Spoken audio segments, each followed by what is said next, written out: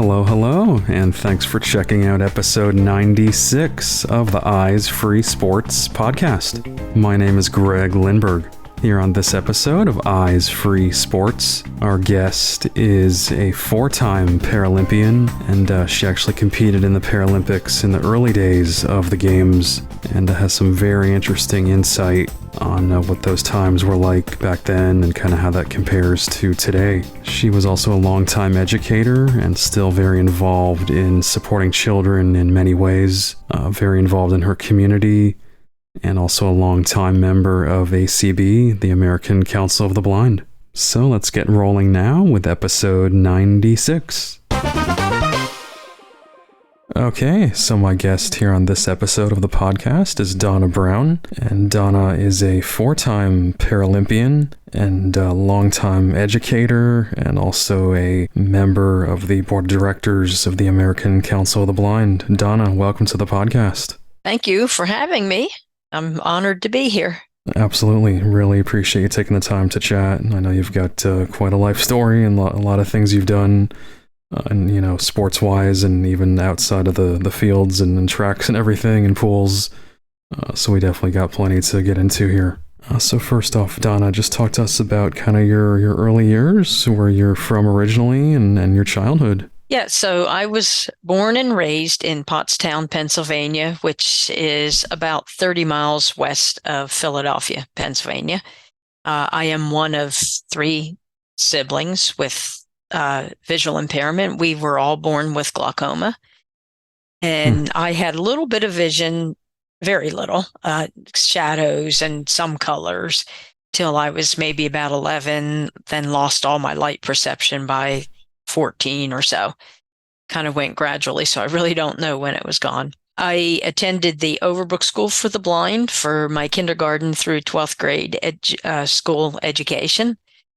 And that's kind of where I got my start with organized athletics. I think I was born to kind of be interested in athletics. When I was 6, my sighted friends in the neighborhood knew how to ride a bike and had bikes. And I said, I want to learn how to ride a bike. I'm going to ride a bike. And so my parents got me a used bike, and it wasn't too long. I was riding that bike, and I was pretty determined. I roller skated, skateboarded, the whole thing with all of them, played tag and baseball and climbed trees and street sign poles. And I just was very active. And I always say I don't know how my mother survived my childhood. I was very active. Right. She couldn't keep up with you, Yeah. It sounds like. Wow. So it sounds like your parents, though, they really kind of let you do your thing and encourage you to be active and not, just sitting around in spite of your visual impairment, right? Yes. Yes, they did not hold any of us back. All three of us are different, but they did not hold any of us back with the things that we were interested in, and they encouraged us to succeed. And actually, my dad, when I started track and jump, I was a jumper, and he kind of designed a jump pit in our backyard. So they were very supportive. Right. Interesting. And so I know you did mention attending the Overbrook School for the Blind there in Pennsylvania. And did your other siblings attend there as well? Yes, they did. Right. Was that pretty much, a given that you guys were going to attend a school for the blind, or was there any discussion about mainstreaming? Or? Well, interesting. When I was going into 8th grade, I believe it was 8th or 9th grade, I can't remember. That's kind of when the PL 94, 142, where mainstreaming was really starting to be talked about and encouraged. And so the county where we lived in wanted us to come to the school, in our home district. And so they came to Overbrook to interview us and to follow us around and to see, what we were up to and all that kind of thing. And so when they interviewed me, I said, when and if I go to public school, will I be able to be in the music program? I was in the band and stuff at the time. And they said, well, maybe not. I said, well, probably if you're not going to let me in band, you're probably not going to let me run track or, do any sports. And they kind of said, probably not. I said, well, I'm not going. So I kind of started my advocating right then.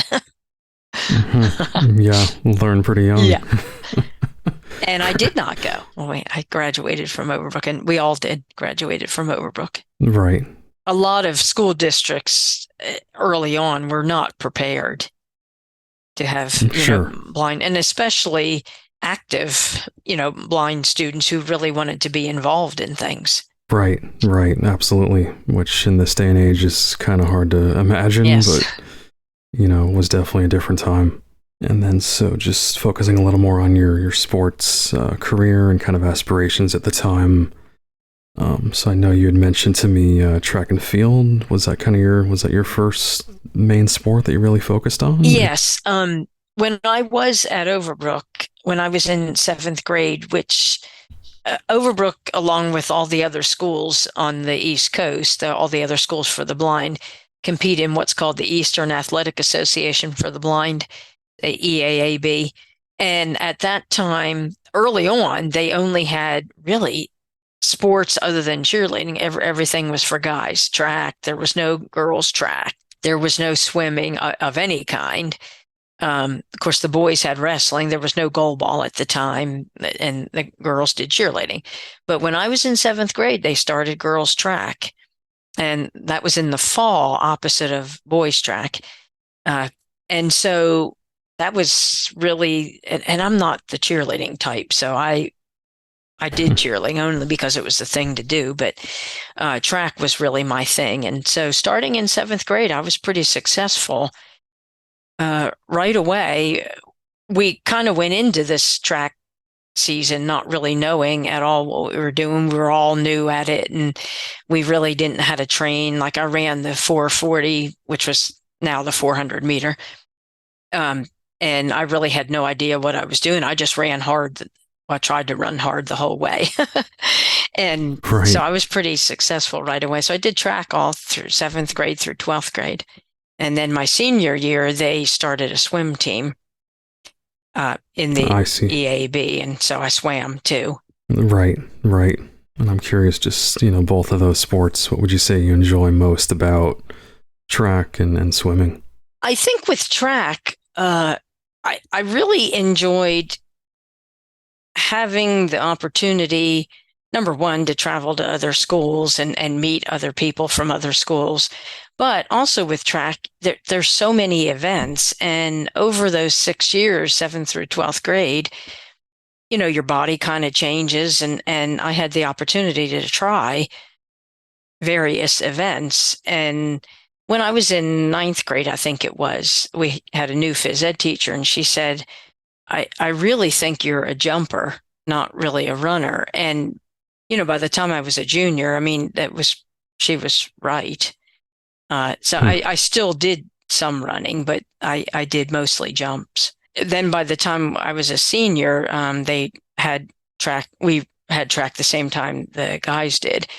And so that really was kind of good. It really gave me an opportunity to jump. I mean, the guys could jump further than I could, but I learned a lot from them, a lot of technique and things like that from those guys. And so that was really neat. Sure. Interesting.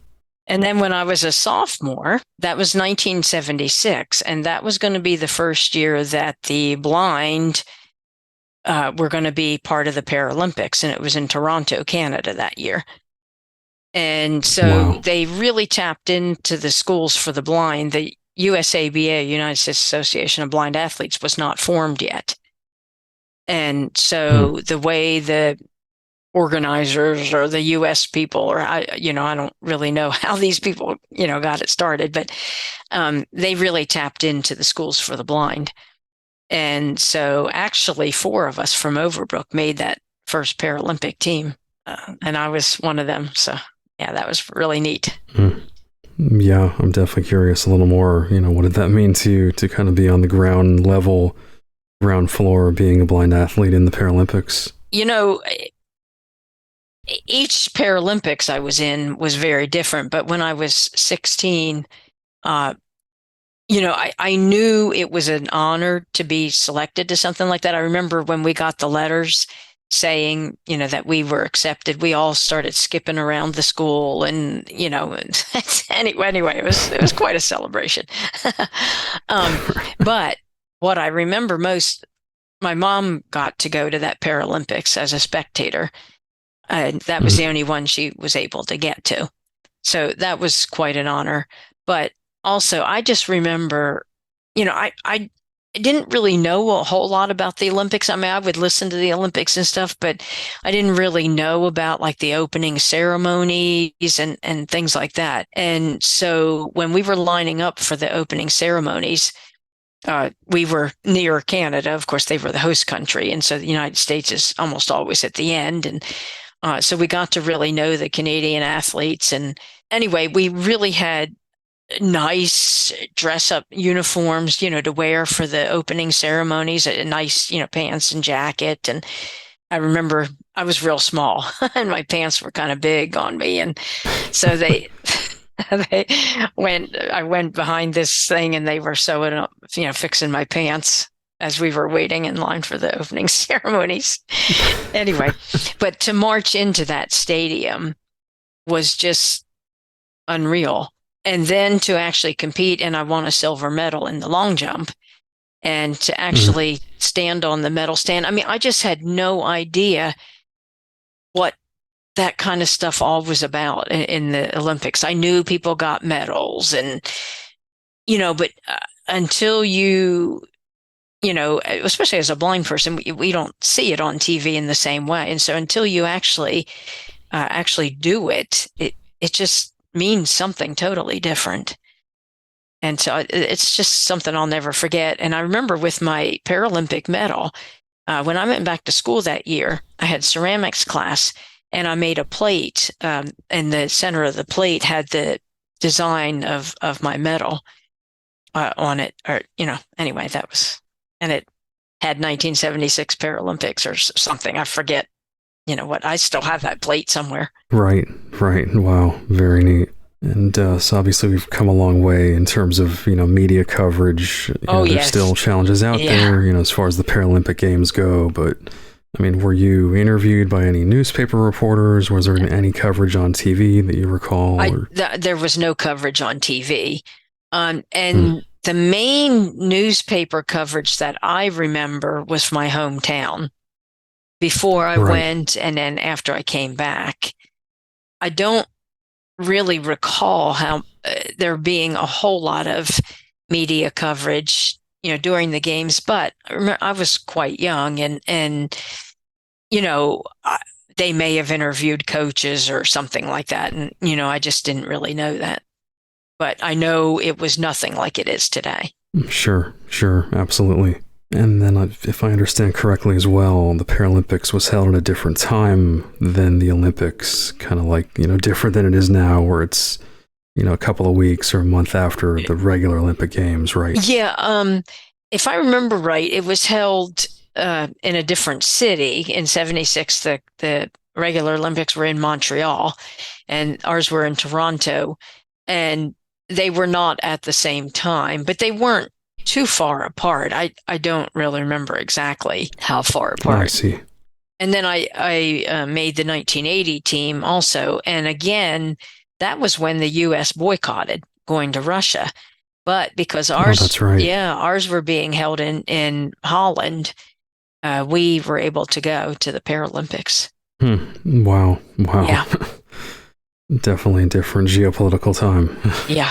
1988 in Korea was the first year that they were in the same location, same venues and everything. I see. Yep.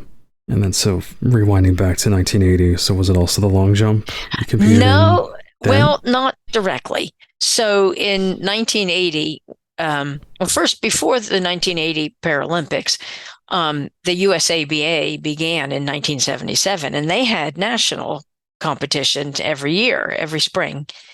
And so the way they had the national set up, a person had the opportunity to try all kinds of events.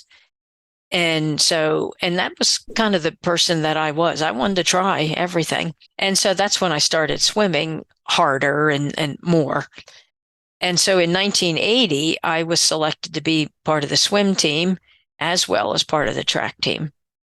And so I swam, a relay and then a couple of individual events. I can't remember. But at that time in track, they had a pentathlon, which is 5 events. And, it's kind of like the decathlon in the regular Olympics. And so 4 of the events were track events, and then 1 was a swimming event. And 2 of the track events were 2 of my stronger events, the long jump being one of them and the 400 being another. And so they had the track and field events first, and I was in 5th place after those 4 track and field events. And then after the swimming, I moved up to 3rd place, overall. So anyway, that was pretty cool. Wow. Very neat. And yeah, just to compete in 2 sports in 1 games, I know it's in general is very unusual in whether it's the Olympics or Paralympics. Right. So yeah, kudos to you on that, to that achievement. Yeah. And then that same Paralympics, I won a gold medal as part of a relay. Oh, wow. So back-to-back Paralympics, and you medaled in both of those. Yeah. Yeah, and then I skipped 1984, which, looking back on it, I'm like, because I was here in the United States. And again, though, that was in New York, where the regular Olympics was in Los Angeles. But that was right when I started my teaching job. And I really thought my Paralympic days were over. But that wasn't to be. I went to USABA Nationals a couple of times, and then in 1988, 1987, really, they told me that to start focusing on swimming. They really wanted me to consider, being part of the 88 Paralympic swim team. And I did, and I was. Now, I did not medal in Korea, but it was still an honor. Number one, I remember swimming, like saying I was swimming in the same lane Janet Evans swam in, and, things like that. Jumped off the same starting block she did. Right. Oh, yeah. And like you said, the fact that the Olympics were held, in the same venue as well as the Paralympics. Yeah. Just that whole connection. And once again, the first time for that happening. Pretty neat. Yes. And then 1992 was probably my best Paralympics. I was probably at my peak, and I swam there, and I got gold medal on 2 relays. I finished 5th in the 50 freestyle, just like less than a second out of 3rd. Yeah. But anyway, that's very neat. Yeah. So how many total medals did you collect? I have 5 Paralympic medals. 5 medals. Yes. Wow. I'm sure those are pretty prized possessions. Oh, yes. Right? Yes, they are. Nice. Yep. So kind of reflecting on your career, I'm curious, for those listening out there who might be interested in, trying to work their way toward the Paralympics or just kind of, elite sports in general, what kind of advice do you have for someone like that? Well, I think probably my first advice is reaching the Paralympics, and not many people do it, and that's okay. I think the thing to remember most is being involved in some kind of exercise is the first important thing of all that.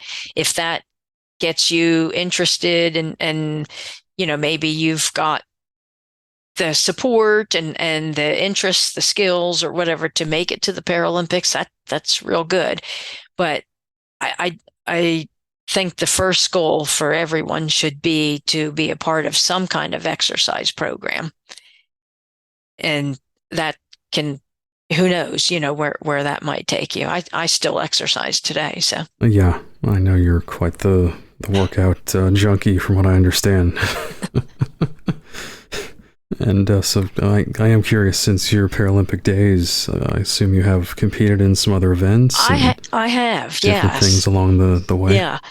So I actually went to the Paralympic trials in 1996 and 2000, and it was hard. I did not make either one of those teams, and that was tough. That I wasn't used to that, but I just wanted to keep trying. And then decided after 2000, this might be it, but I'm not going to stop exercising. And actually, then I entered a master's program, and it really would have been a little hard to swim at that level, because it takes a lot of your time, and you really need to give up a lot of things in order to swim at the national or international level. Well, any sport, and not just swimming. But in 2007, I live in Romney, West Virginia, which is a small town, but they opened a wellness center, and it has a 25-yard pool. And of course, I was there right on opening day, and I've been going there ever since, swimming. And then I do other things. I do some of the exercise classes and lift weights and, all that. And so they started, some of the people, I started to get to know people over the years, and people from all walks of life, some people who really didn't do much exercise until this wellness center came. Some people were avid exercisers, runners or, whatever, weightlifters or whatever. But anyway, so one day I went in and was going to one of the exercise classes called CrossFit, and where we do all kinds of stuff. And this one guy said, "How would you like to do a triathlon?" I said, "Well, I've always wanted to do one." And several of the people were training for a sprint triathlon, and it was going to take place in, I think it was 3 weeks. And he said, it was called Rocky Gap. And he said, "How would you like to do the Rocky Gap triathlon?" And I said, "That's only 3 weeks away. How can I do that?" I said, "I need somebody." He was kind of injured, but he could still bike, and he had a tandem bike. And he said, "I'll bike with you if you can find somebody to swim with you and somebody to run with you." I said, "Well, I will work on it."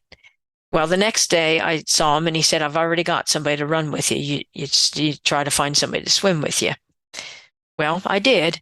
And so I went and did this triathlon. I hadn't really done a whole lot of running, and I've never swam in open water in a lake.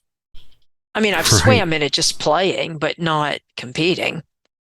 And they left us come, a few days ahead and do like a practice. Anybody could do that. It wasn't just me. And first of all, the water was really cold. I had a wetsuit on, but it took my breath away. It was cold.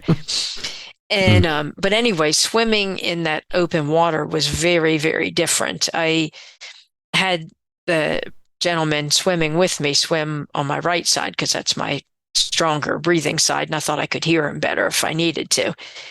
And so, we kind of worked out a system that if I was, going off course, he would either nudge me over, or pull me over, or talk to me. If I didn't respond talking, then he would, nudge me or whatever. He was a much stronger swimmer than I was, and that's what I wanted. So anyway, I went and did that triathlon and really had no idea what I was doing.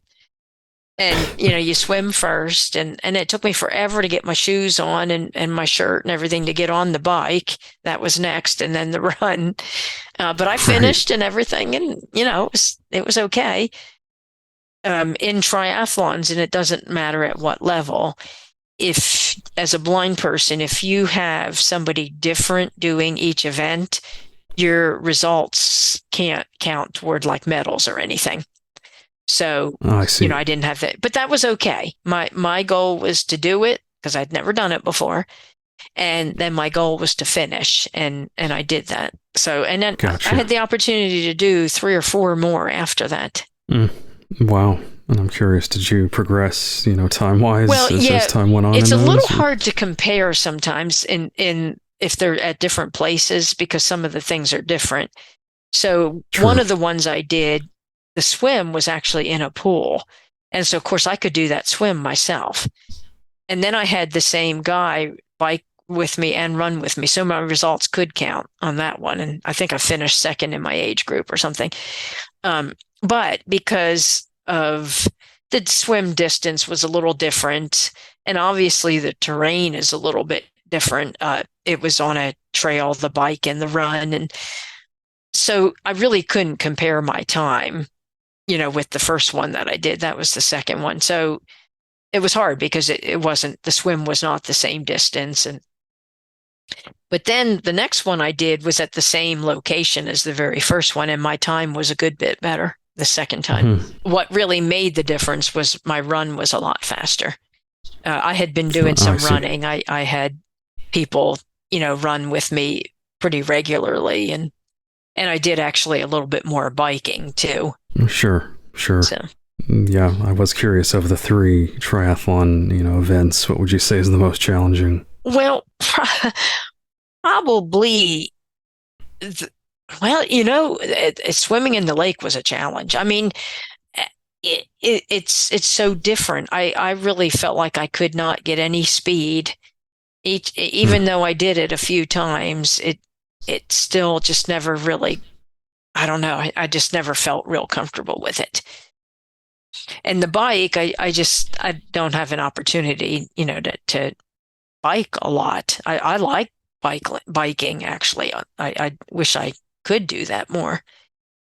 And then the run is a challenge just because that's the last thing, and you're pretty tired when you get there. Right. No doubt. And so I know you definitely referenced guides. I'm sure you've had a number of guides in your athletic career. Yes. Over the years. Yeah. And I'm curious, what would you say are kind of the keys to, having a successful relationship with guide and competitor?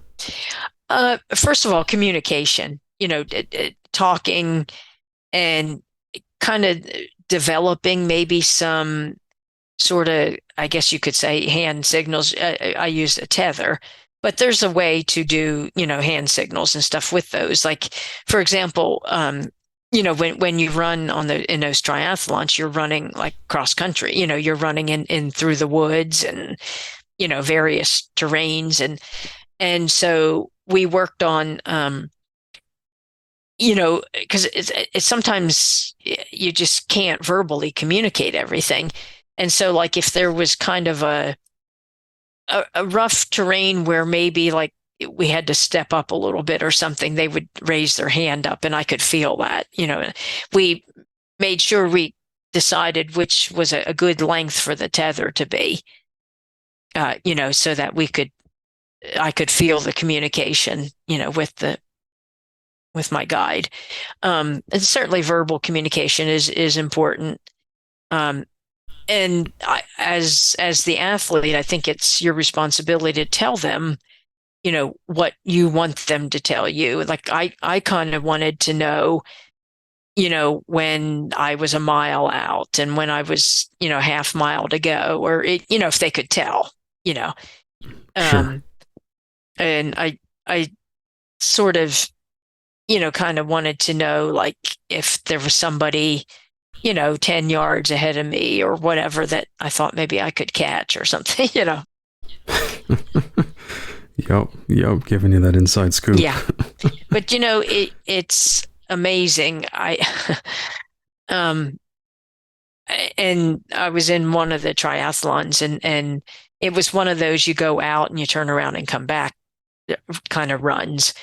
And when we were going out, this guy came past us, and he, I guess, did not know I couldn't see and was kind of mad that my guide didn't move out of his way.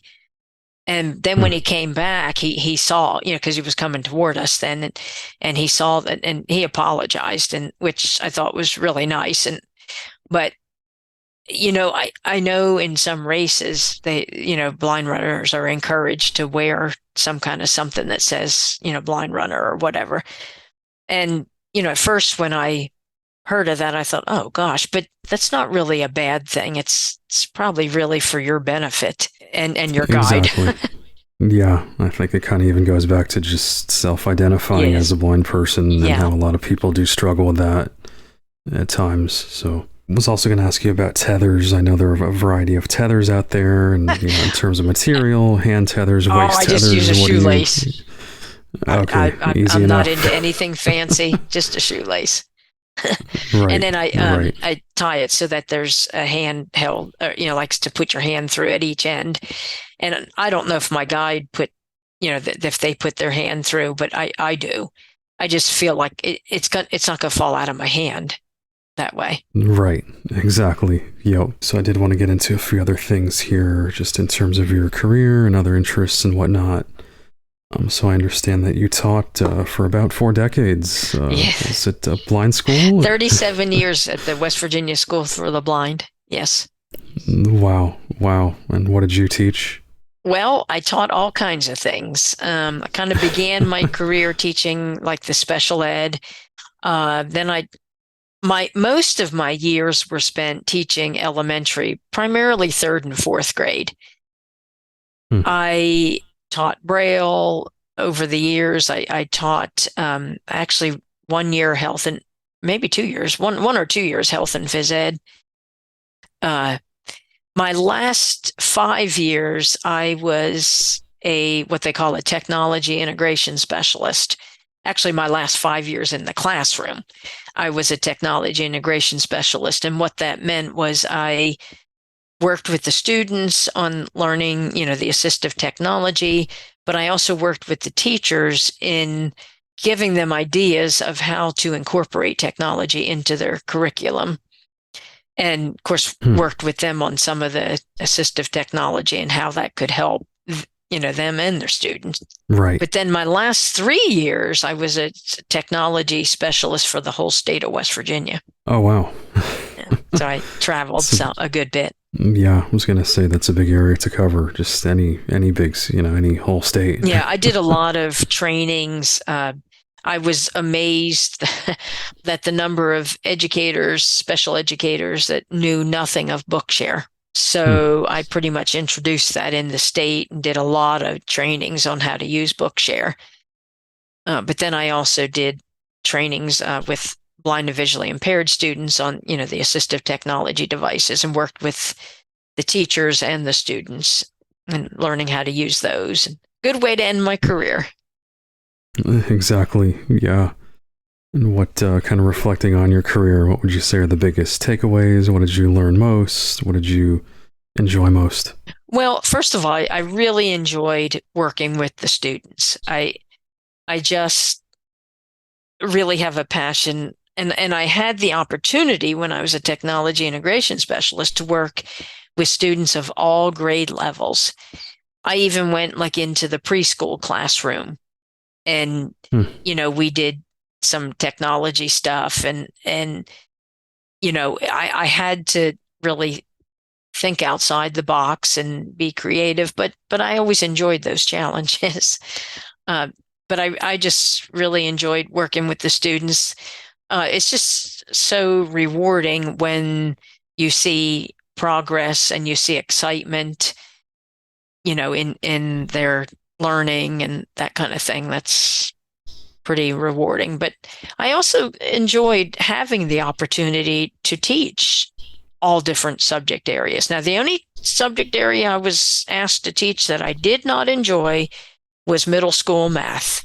That was, well, we needed, we kind of shared the load, a couple of other people. They did the high school and I did the middle school. And I was very, very happy when we got a full-time math teacher on board. Right. Interesting. Yeah, I'm sure that could be a challenge in a lot of ways. And so you did mention teaching phys ed, physical education a little bit, and I was curious about that. And just as far as coaching, have you had the chance to coach? I've coached for years. Yeah,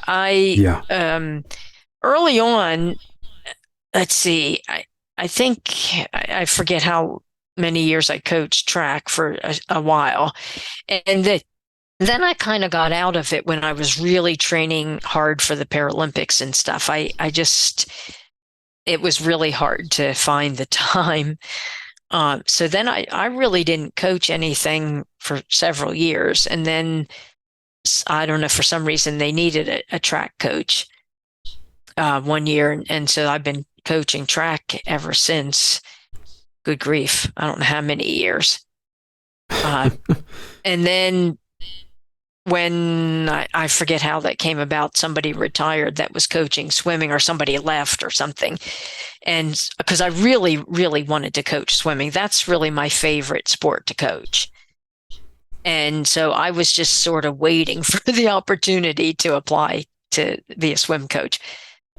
Because here at the school, as long as you want to coach, you can coach. And so I kind of had to wait for my opportunity. But I've been coaching swimming then ever since. I can't remember how many years, quite a few. Right. So right. I'm still, even retired, I'm still coaching swimming and track at the school. Oh, really? Yeah, Wow. I'm on the Very substitute neat. teaching list, so I still can do it. I see. Yeah. And do you get kind of similar satisfaction out of coaching yeah. compared to actually competing? It gives me an opportunity to be with the kids. And so I enjoy that. And it's a little different. Coaching now is a little bit different than what it was when I started. It's a little hard. Many of them, the students, and it's not just at the School for the Blind, it's across the board. I talk to coaches out in the public schools. The work ethic is not the same as it once was. And the desire to work at it so that you can get better is not there like it used to be. So it's a challenge. Right. Oh yeah, that's kind of a shame to hear, but I guess it makes you have to work a little bit harder as a coach, right? You do, and you just have to be so thoughtful of what you ask kids to do. That's right, and creative and kind of thinking outside the box. Yeah. Wow. But yeah, that is pretty neat that you can still be connected to the school, in your retirement years. So I did mention that you are a board member for the American Council of the Blind, ACB, and definitely curious how you got involved in ACB, and just talk to me about kind of your involvement over the years. Yeah, so back in the mid-'80s, I started teaching here at the School for the Blind in August of 1983. And I, maybe about 3 years into my teaching, one of the teachers at the school, who at that time had low vision, and she invited me to the state conference of the Mountain State Council of the Blind, which is ACB's West Virginia affiliate. And she invited me to the convention, and it wasn't going to be too far away from here. And they actually had a vehicle going from the school because the principal from the school was, on the program. And so he drove us. And so I went. I really didn't know anything about the American Council of the Blind.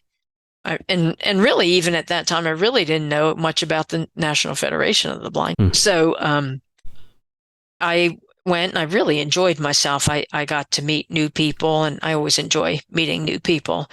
And I just really liked, the activities and the projects that they, were going to be working on and that kind of thing. So I joined the Mountain State Council. My first national convention was in 1987 in Los Angeles.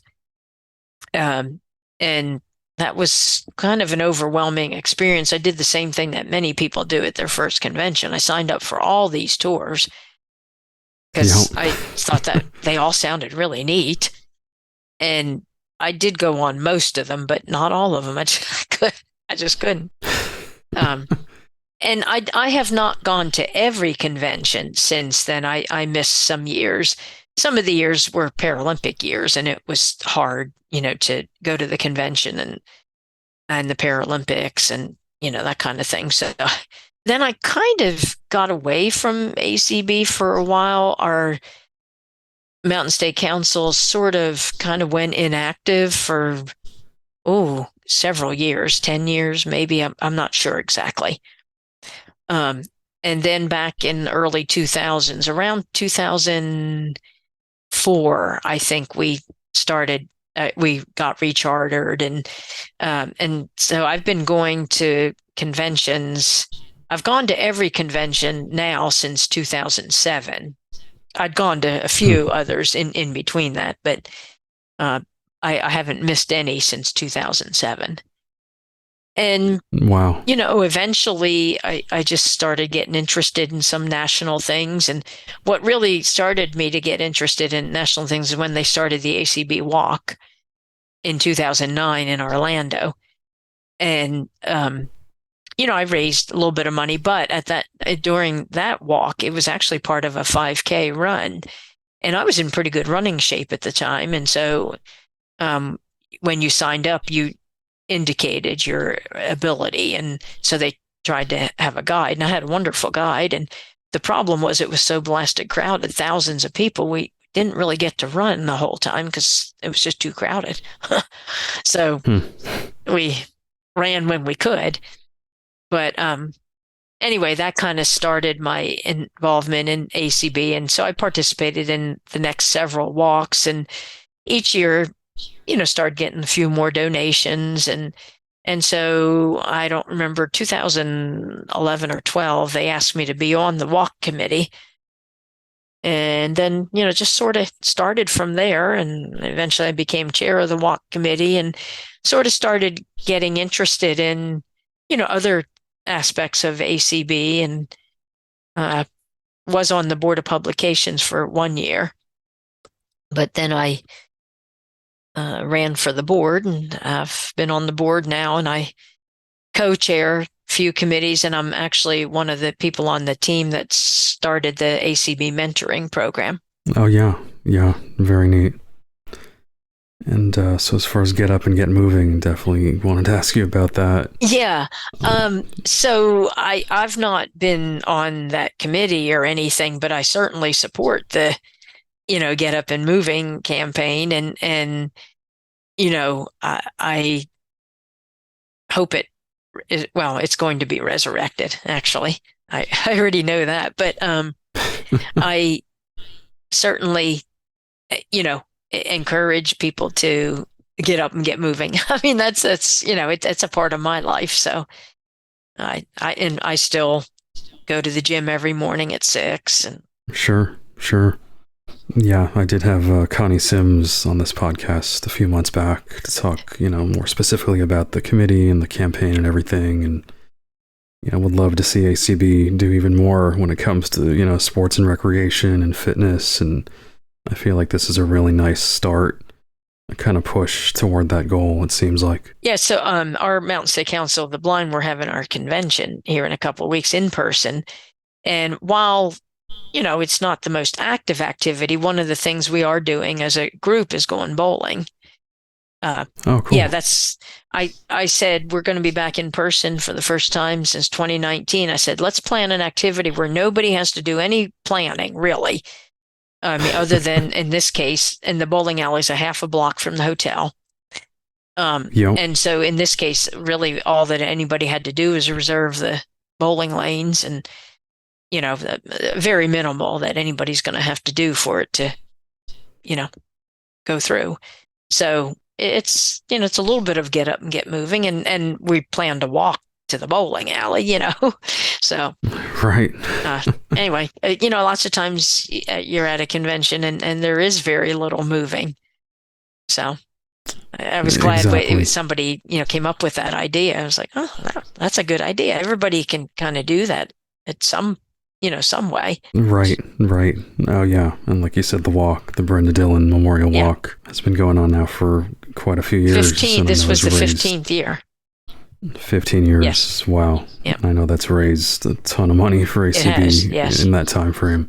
And this year, well, at least as far as West Virginia is concerned, I think some other affiliates, we had some new people come on board with the walk, supporting our team and actually being a part of the walk. There were some new people, younger people from our affiliate at the convention, and they all participated in the walk. So that was exciting for me. Oh, yeah, absolutely. Great to hear. And I'm curious, any other hobbies, any other passions, interests you'd like to mention? Yeah, well, I'm very involved in the community. I'm a member of the Lions Club, and so I participate in, a lot of activities. In fact, tomorrow night, we kind of collaborate a lot with the Parks and Recreation Committee, or whatever you call that, in the area, and they have a bingo, and so the Lions Club, we help. My job is to count the number of players, because that's critical in how much money people win. Oh, cool. Yeah. And last week we helped out at they had a recreation program. It was a family day in the park, and they had games for kids and adults. And so the Lions Club helped with the kids' games, and that was a lot of fun. So I'm really involved in the community. I'm very involved in my church. I'm the Sunday school director, and I certainly participate in, activities at my church. In fact, Saturday we have a picnic for the old people is what I say. Yep. So, I serve on the board of the Hampshire County Special Services Shelter Workshop, which is the workshop for, students with special needs. And it's a, oh, wow. Yeah, it's a big thing in the community.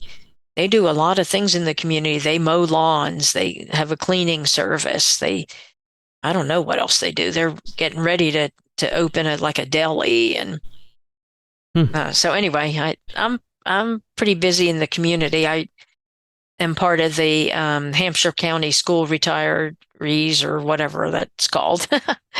And so I do some things with them. And so I do a lot in the community as well, as not just ACB. Sure. That's a lot of hats you wear, Donna. I don't know how you have the time to squeeze all that in. When I've just been elected to serve on the board of managers for the Overbrook School for the Blind as the alumni representative. Wow. Yeah, I haven't started anything with that yet, but sure. Hey, congrats.